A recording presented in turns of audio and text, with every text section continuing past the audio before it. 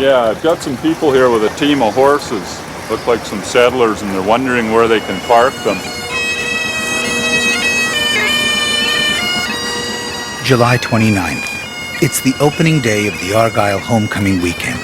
People have come from all over Canada to celebrate with family and old friends, and to remember the hardy Scots and the Métis who began breaking this land in the 1870s. Frank and Alana and Tim and Deanna are the special guests of the community. It's their first trip to town. For the people of Argyle, the pioneers are a living reminder of the spirit that put this place on the map.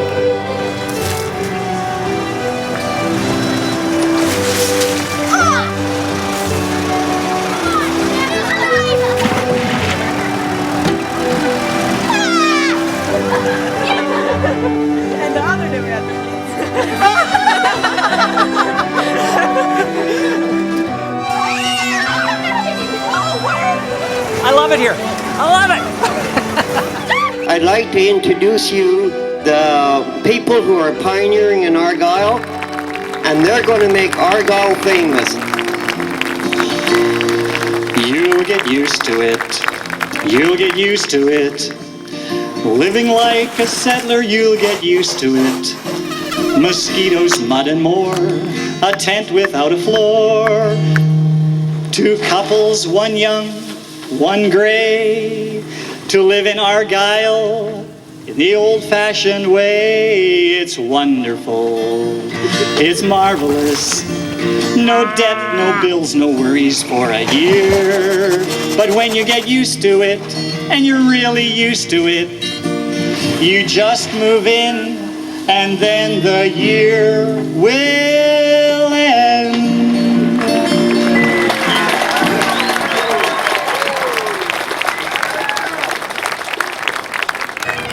On my old farm. Oh, really? I'm a Copeland. Oh, my word. Well, Tim discovers a living link to the homestead. Gladys Elliott has arrived with a photo album and her memories of a childhood spent on the same land Tim and Frank have been plowing. It's common ground for these pioneers from different generations. here, let's see those deers. Let's see those deers. They're real. Oh, that is so neat.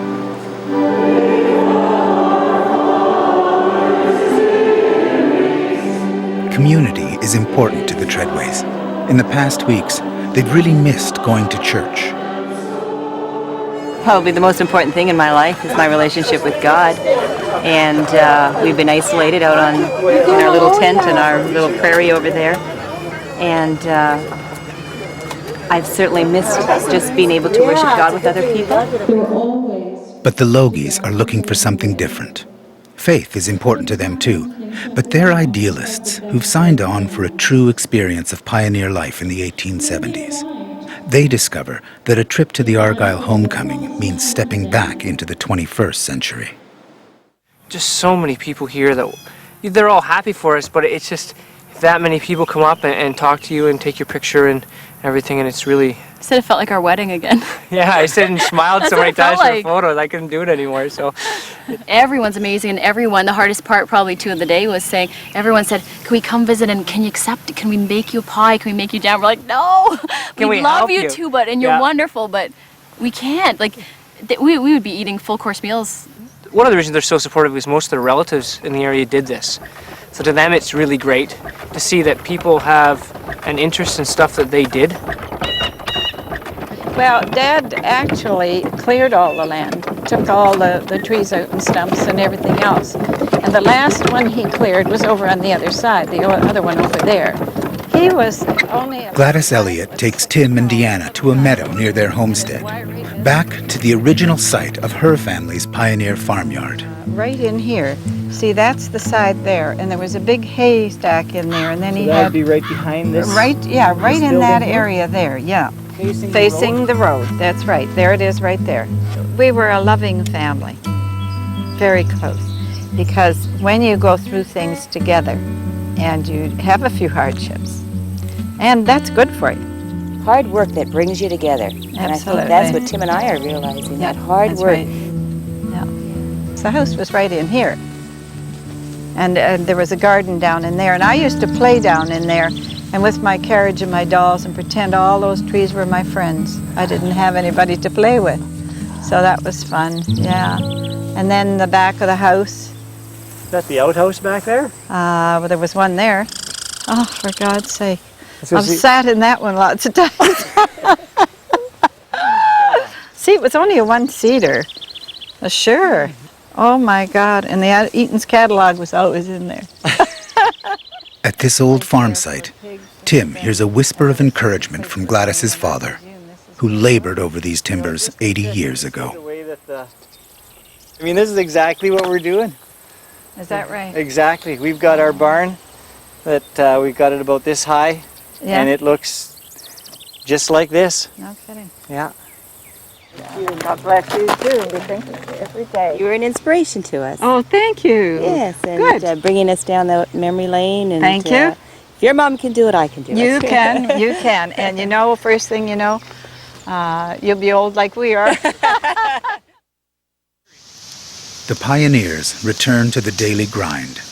There's a house to build with a few primitive tools. Tim has found a way of leveling this old-style log foundation. We've got a little bit of water in a cooking pan. So we just put the one side on the string and then just check to see how much water is on each side.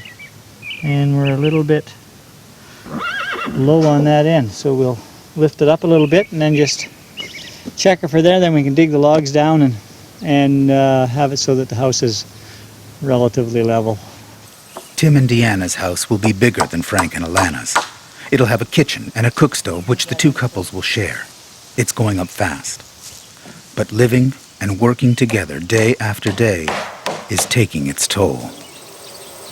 Most people at most job sites would agree that if it wasn't for people, the job would be a lot easier. Relationships are probably the hardest thing of any job, any part of life. And past week has been a frustrating week. Frustrating in relationships. How do you think we're doing? How are you getting along? As a foursome? Honest. Well, you notice there is some hesitation. I think we're getting along. I think we have problems sometimes. You know, we don't always agree with everything. You know, but I think we get along as well as, you know, it's as two couples can who don't know each other and are just thrown into this, you know. I think we get along really good for that.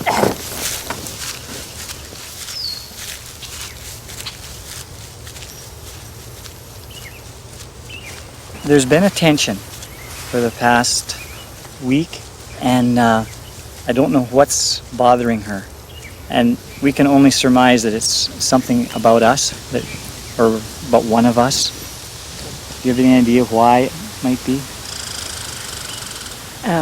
There have been things that we have talked about recently that we have agreed to disagree. Like what? Just issues, and Be specific, I think, if you want. No, I don't want to, really. It's not important. But just the past few days, they have... Well, the past week, past fiscal week. I wanted to know. Alana returns, but the problems won't go away. Tim and Deanna want other people around. Frank and Alana like to be alone. There's tension over how pioneer life should be lived, and everyone's exhausted by the conflict.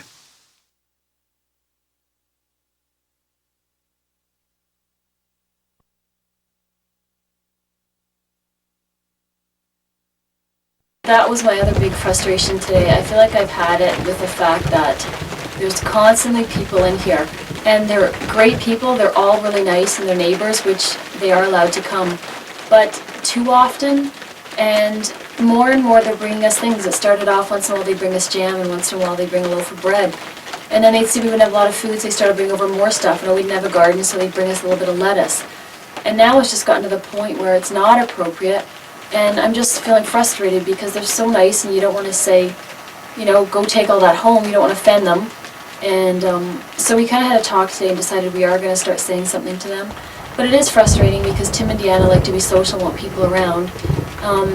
The whole idea we wanted to come out here is we wanted to experience the isolation, and neither of us have felt more unisolated in our whole life. Like Frank and I said, we don't have to see people this often when we're at home. All 4 pioneers have made friends in the Hutterite colony just down the road. Here we have our neighbors who have come to help us peel logs. And the fellow in the back there is taking out a stump. That's David. The colony is a farming commune of about 100 people, bound together by faith, generosity, and centuries of history. The Hutterites have especially been a salvation for Tim and Deanna, who've encouraged them to visit the homestead and experience their pioneer work. This is Joyce here, who's whitewashing our ceiling. Meanwhile, the Hutterites have invited the Treadways to church on the colony, and even switched the services from Low German to English to make them feel welcome. You need other people in life that you can talk to. Because we have to work together, we eat together, we cook together. You're so focused together that you need an outlet. And these Hutterites have been wonderful to us. They've kind of, in a sense, maybe replaced our family. We had to leave behind our boys, and it's just been wonderful having young kids around. For us, it's been a real blessing. The Hutterites have purple beans too, the bright purple string beans. What? And they said when you boil them, they turn green. People use them for salads. Deanna and I went and picked beans and cucumbers with the Hutterites on Monday.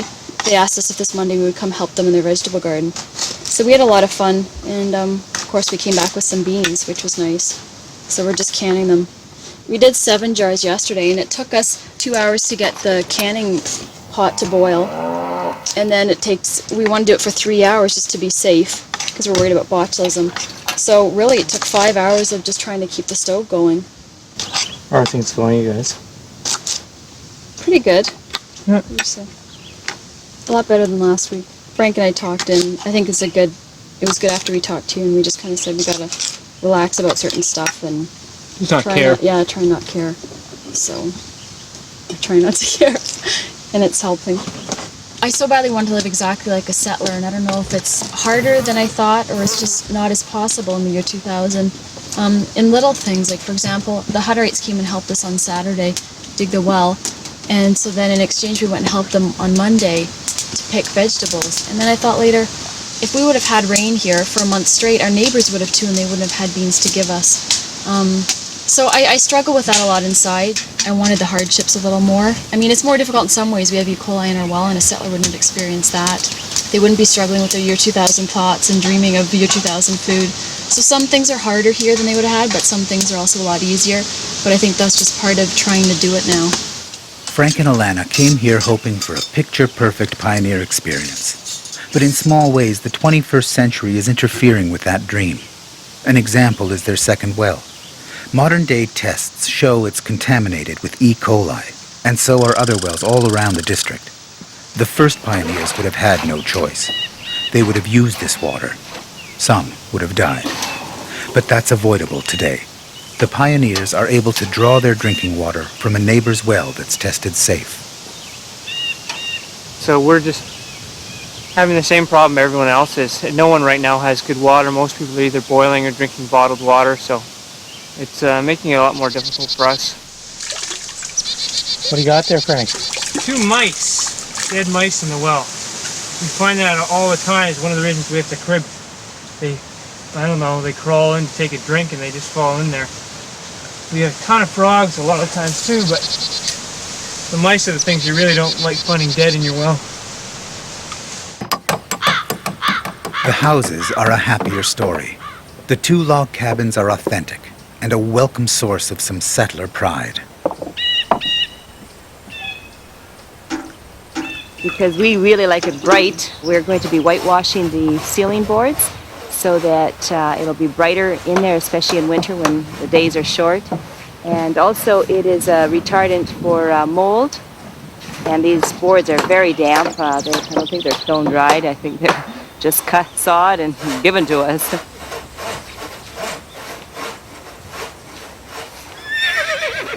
It's easy to forget the pioneers are working with just a few antique tools, some rough lumber, and the poplar logs they dragged out of the bush.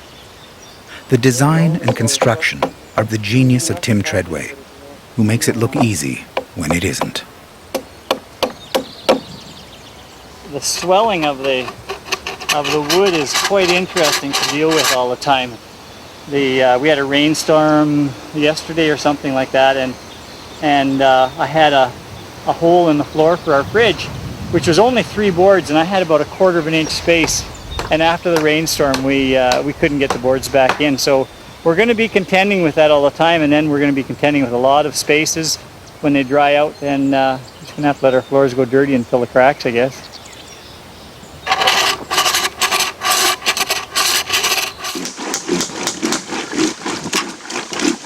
Seems like the work never stops. Yeah. You know, I've thought about that, and especially, you know, I mean, we don't have children here, but if we had children here too, kids, and having to do the wash for them, I mean, it's just a full-time job just keeping our wash clean on the scrub board. But, yeah, I've thought a lot about those settlers, you know, with little children around, and boy, it must have been difficult. Or maybe it just came to boil too quick this time and was too hard in the jars. These ones seem okay. Frustrating. Yeah, it is, just for 4 jars. It's kind of a whole day thing. I'd like to be out there working, and I have to hang around here to keep the wood in the stove, and now with these I gotta empty the water and start all over again.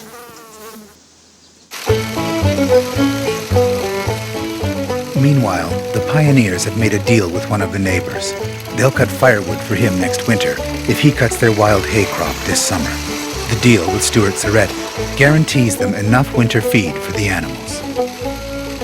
Some of the things are made in a later date, but the basic mower principle is exactly the same as when they first came out. And that's the area we were looking at. We wanted to make sure that it was period appropriate, and this one is as close as we can come to it. And so we're going to strike up the deal.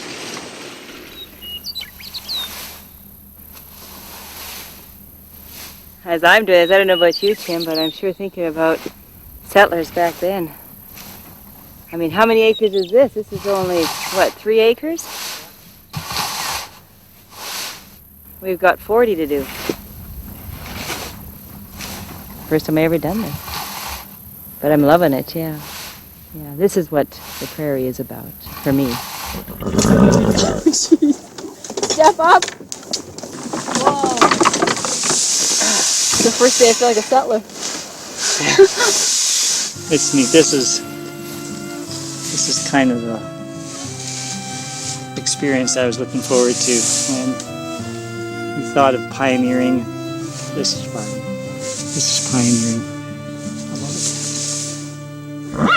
love it. It turns out the neighbors love this too, especially the Hutterites, who are reminded of their own pioneer beginnings.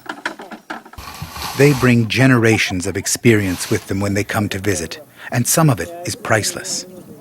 Here, a Hutterite elder remembers how to build a traditional haystack so it will shed the rain. You keep working the perimeter so it doesn't all just slide down. You got to firm it up the outside and keep pecking it down to get a foundation going. Equipped with the wisdom of their farming elders, the pioneers go on alone. They'll spend the next few weeks gathering hay for the animals. The old-timers have told them they'll need 10 tons of it for the winter.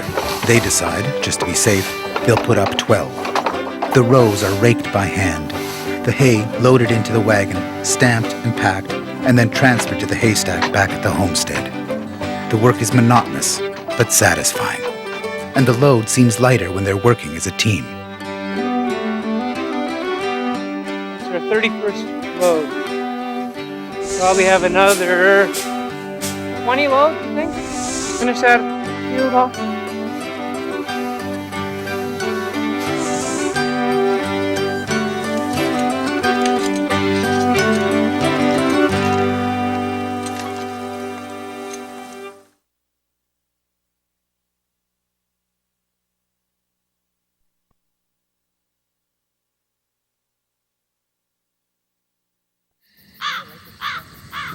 Are you looking forward to moving in here? Yeah. Doubly looking forward to it because we know that when we do move in, our boys will be here right away. So that gives us much incentive. Yeah. It's kind of nice also for the personal side of your marriage too, to have the privacy. Yeah, so we can talk and have a good talk together. What do you mean? What are you talking about, Andy? Don't embarrass me now. About sex, that's what I'm talking about. Sex. Oh, that's, you know... How have you handled that? Well, for myself, it's been interesting because I thought it would be, you know... We've just been really so tired that it hasn't been something that's a lot less frequent here than back home. Our boys are listening to this. Well, that's true too. You're going to be so embarrassed. But there's just been so much workload that we go get into our tent, we're just plain bushed. Too tired for anything except sleep. We have had sex. In the long evenings of August, Frank and Alana put the finishing touches to their house. For a time, they're alone together, sharing the work and working out who's boss. Lana, look. Oh, that! I was thinking the width at either end. Down the way. Yes. Yeah. No, not no. You already put one in here. Yeah. So you don't need to put another one in that one. But it's a big one. No, it's not. That's All a big right. one. This is a medium. No. Now, up here. Don't talk to me like that. I keep my fingers away. You look here, you made me screw that one up. Yeah, look at this. See this overhang? Remember we talked about that? So I was too busy getting in trouble for other things. So do they teach roofing in nursing school? Oh, apparently not. Just in man school. Apparently that's the only way you can do it right. How is he as a foreman? Oh, my love for him goes deeper every second up here. We've had some, the wind has been really hitting the tar paper, and with the sun it's really been flexing. And we've actually got a hole over on the other side, so I don't think it would have lasted. And it turns out it only cost us, in 1875, to shingle both roofs only cost $3. You know, a box of matches cost us 35 cents, and to shingle this roof cost $1. Like for us it was $3, and for the film company to buy all the shingles, in real today money was like $1,360 or something, so. Meanwhile, work continues on Tim and Deanna's house. They use their settler cam to record the Hutterite youngsters who have become regular visitors. The colony elders approve, hoping that their young people will discover something from their own past here. My ways, my child, are not your ways. My thoughts are higher than none. Let me lead you each step of this long weary day. Let me clasp thy trembling hand in mine.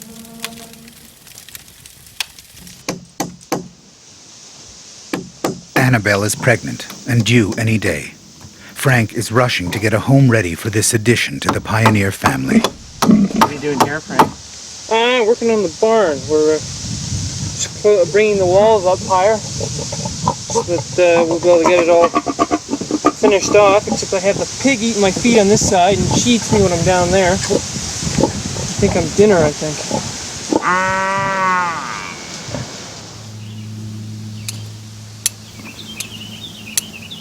Why moss? We don't have internet here, we don't have an encyclopedia here, we don't have a homesteader book here, but Tim thinks it has a better R factor than would the clay and straw. And also obviously these logs aren't dry yet, and once we get that wood stove going on inside, these logs are going to shrink.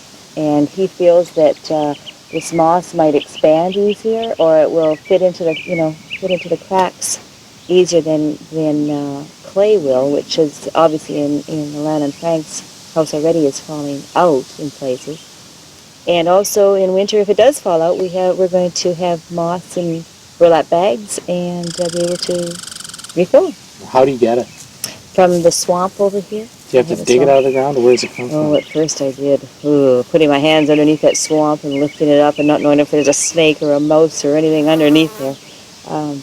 But now I have a rake, and that's working a lot better.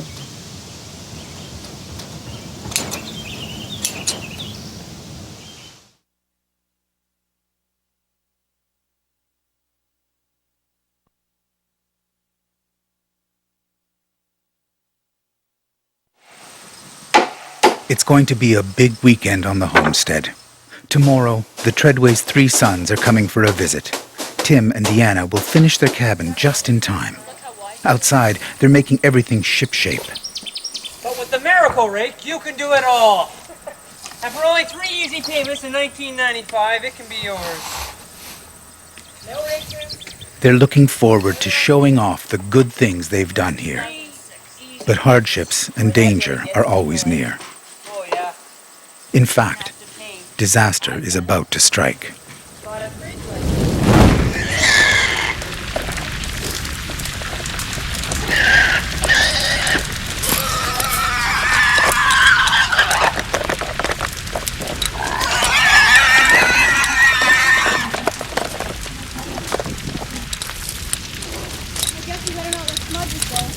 Just a spark, eh? Is that still on fire up top? Yeah.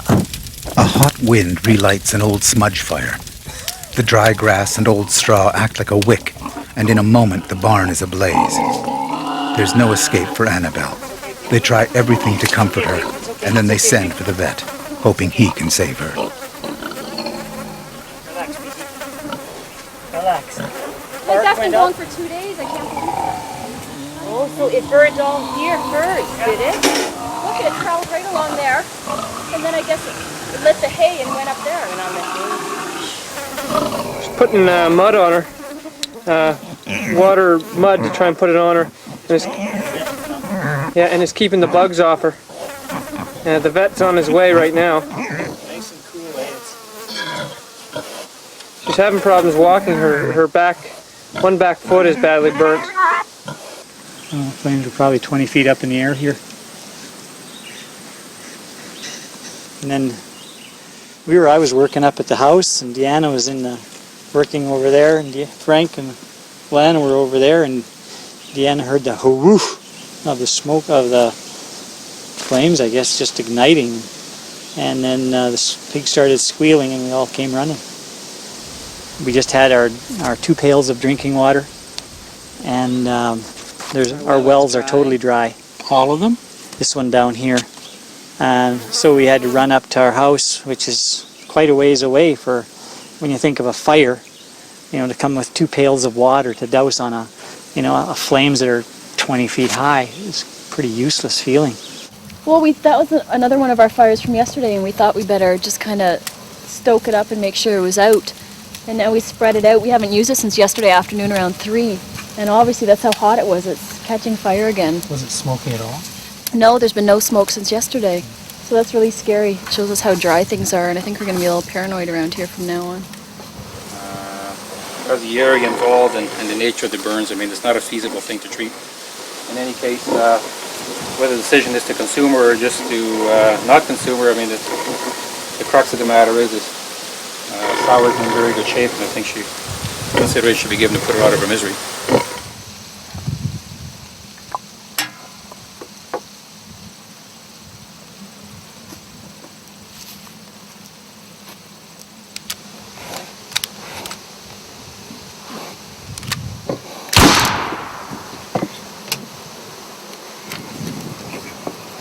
Dead, or should I put another one in her? No, she's dead.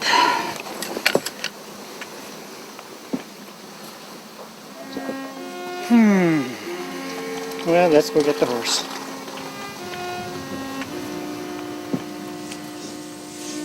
I'm not sure what a settler would have done. Just to put up a pig is a lot of work. We don't even have, we maybe have 2 jars we can use, and we don't have the salt here, and our next pickup isn't till Wednesday. We're not set up at all for it. No. We're not set up for butchering a pig. The pioneers are defeated. They decide to haul Annabelle away and bury her. Oh, that's gone a little mushy. What is It was supposed to be a day to celebrate. Tim and Deanna are moving out of the tent and into their house. How long have you been in that tent? We were in that tent 11 weeks, the longest I've ever spent in a tent in my life. Probably the crappiest tent you've ever spent in your life. Are you gonna miss it? Negatory. But the memory of the afternoon hangs over the camp like a cloud. By nightfall, they will be in their houses, alone with their thoughts of this day. It will be remembered as one of the worst. What a day, like, oh. You know, we were just thinking today it's going really nicely. Tim and Deanna we're going to move in today. Their boys are coming Friday, so that's why we're doing all this cleanup, which ended up starting the fire. You know, and then we felt like crap because we had started the fire yesterday, and so of course all day today we're saying, you know, if we only would have thrown water on it, although it didn't seem like there was anything to throw water on. But if we only would have been more careful, we wouldn't have had a pig in pain. And I hate even the smell of smoke now, and it's so funny. I didn't think it would bother me that much, but normally I love the smell of a fire. I went out tonight and I just about gagged because Tim and Deanna have a fire going over there and you can smell the smudge coming through. Because now I just see and smell burnt pig when I smell a fire, so hopefully that goes away. Nightmares, the sound of that pig tonight. Just screaming forever was terrible.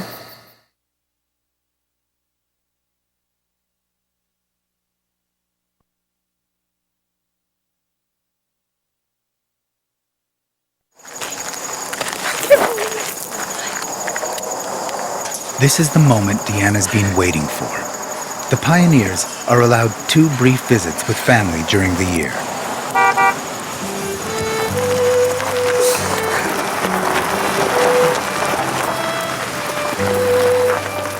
Can you open that up, you brat?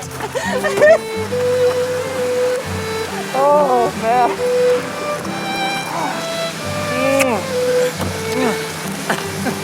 Look at you, you look like a hippie. Look at you. Oh, man. How you doing, Mom? Good now. Yeah. Good, Papa? Looking good. The Treadway's 3 sons will stay for the weekend. It will be precious time together. Time to show off the rewards that come from 11 weeks of hard work.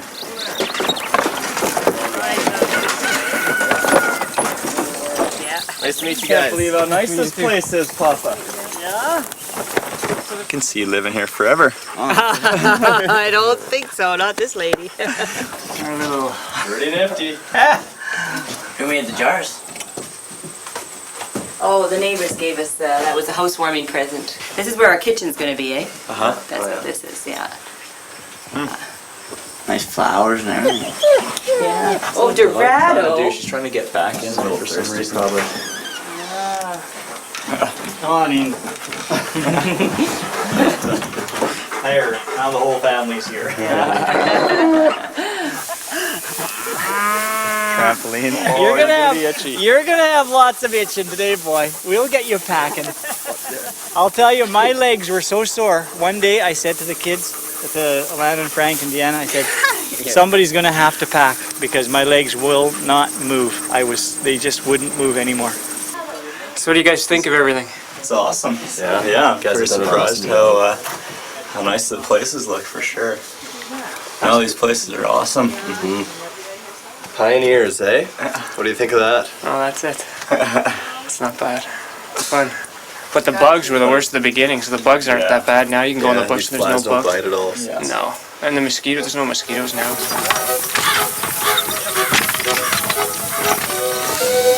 Good job, Davey.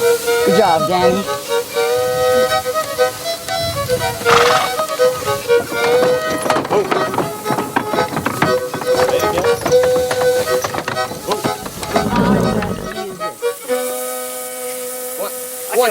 Yeah, the dearest thing in my life are these kids. I wasn't complete here without my kids, you know. At least one of them around us. I was dreading the empty nest syndrome, which was coming in a couple of years, and I'm getting it early. I got an empty nest, and it's and seeing the dog too. This is my best friend here, one of my best friends anyhow, and It's really good, really good. I just feel complete, you know? The Treadway boys have been running the family construction business while their parents have been battling the elements on the homestead. It's time to celebrate their accomplishments together while they can. You're not doing this alone. What do you mean? Just at home, taking care of the business and paying all their bills, mowing the lawn, doing the dishes, gardening, Taking care of David. laundry. Yeah.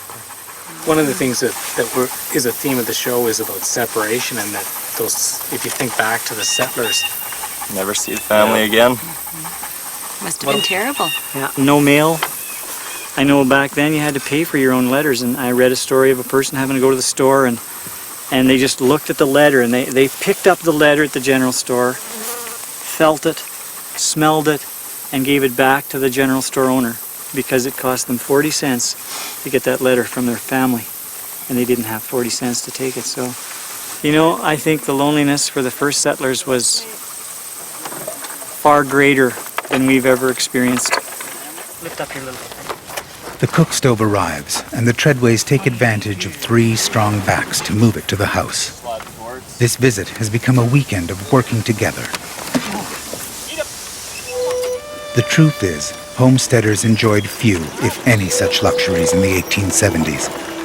Many immigrants left home and never saw their families again. This visit eases the burden of loneliness for these pioneers who have dropped in from the 21st century and who can never truly leave their modern life behind. I'm the brains of this operation. Trimming a style. You betcha. Yeah. I'll have to give you a trim when you get home. You betcha. Love you, son. Love you too. You want to know how settlers managed when they were saying goodbye to their families, and I'm sure it was just like this. One of the hardest times in their life. Not knowing they'd see their loved ones for a long time.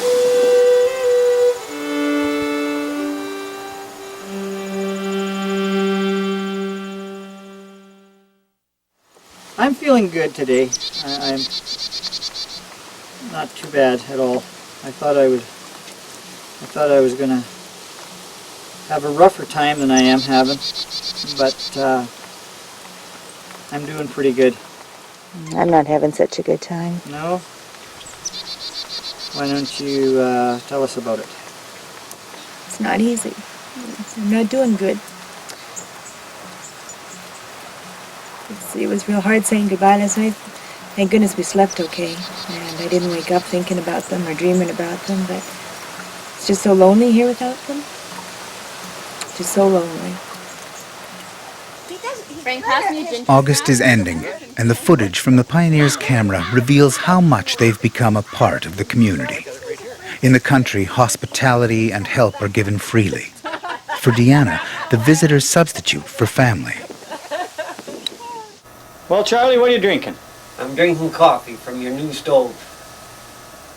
Yeah, we got some help here from the neighbor boys just before they're going back to school. Came over and asked what they could do to help. This is Stanley.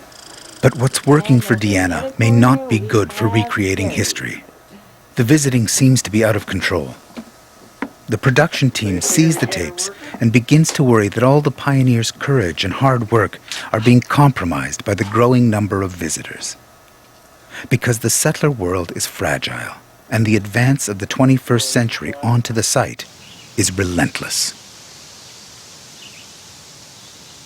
Tim and Deanna feel like we're their police out here. And we feel like not everything out here is period appropriate, so it bothers us because we want to do it right. And then they feel like we're policing them by always saying stuff. So and I think we have a different, what do you call it, view of what's right, I think, is one of the huge problems. It's stupid with us all walking around completely miserable. Yeah, all 4 of us hate being here. And it's only ridiculous. because we don't like being around each other. Yeah, and it's they'd love it if we left. We'd be happier if they left, and we've all admitted it. Yeah, and it's, you know, it's no way to live. Michael Scott is the show's producer. he arrives at the site and reluctantly confronts the pioneers with the problem. I would like to have a free discussion with you about our concerns, certainly. That the routine of life here is being compromised by the number of visits of people. I want your suggestions as to how we're going to deal with this.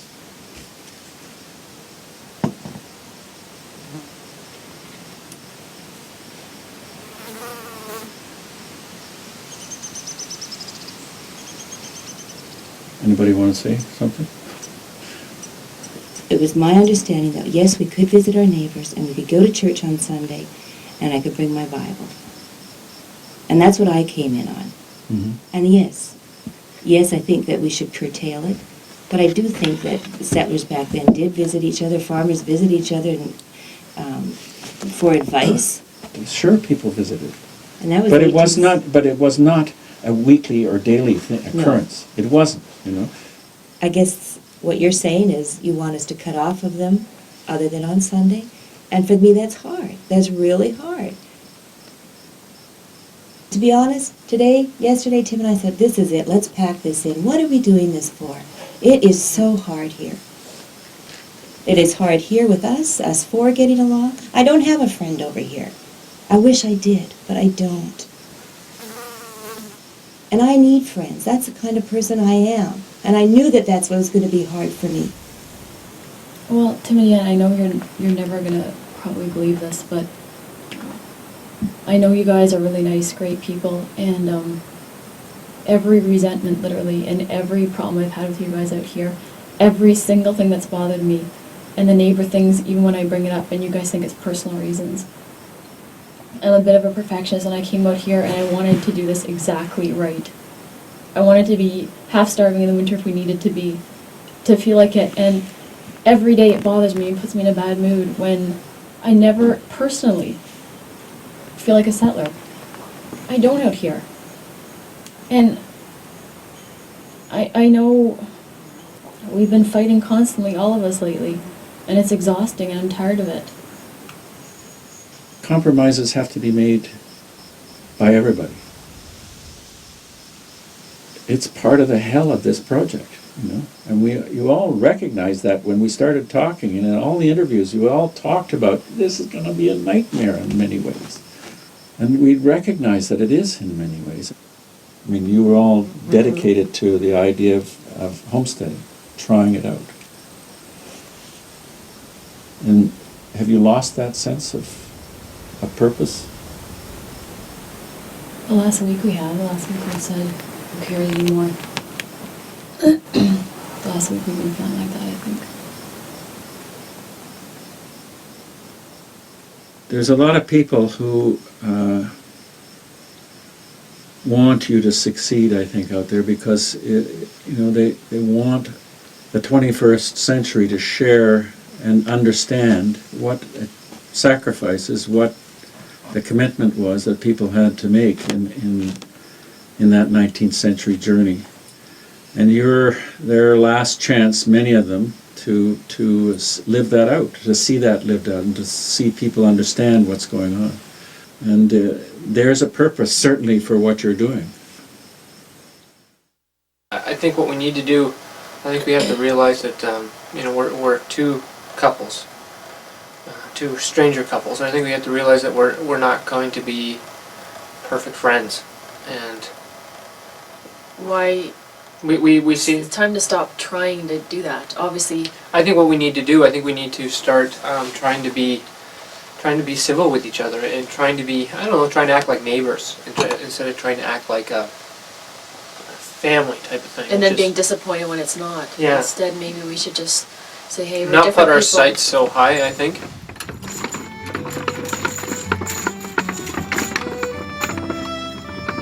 There is agreement that visiting will be limited, as it would have been in settler times. The pioneers set aside their differences for now, because summer here has always been a fleeting pleasure. Winter is certain to be cold and dark. There's food and fuel to gather, and common ground to be found in simply working hard, together.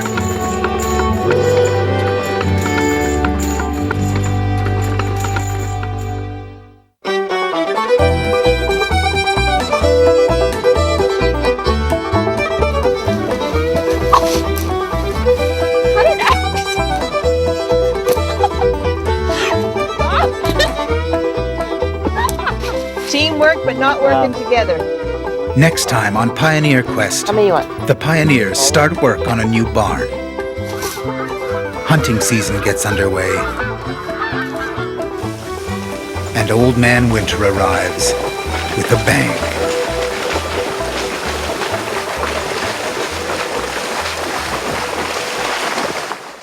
It's wonderful, it's marvelous.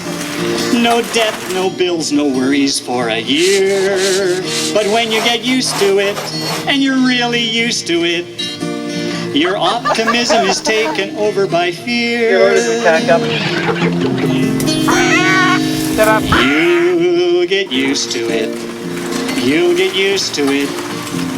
The absence of bug repellents, you'll get used to it. Grab a few leaves to wipe your bum. Just listen to those mosquitoes hum. You can't take a walk for a romantic talk. It's wonderful. It's marvelous. They keep us company wherever we go. But when you get used to them, and you're really used to them, they suddenly disappear before the snow.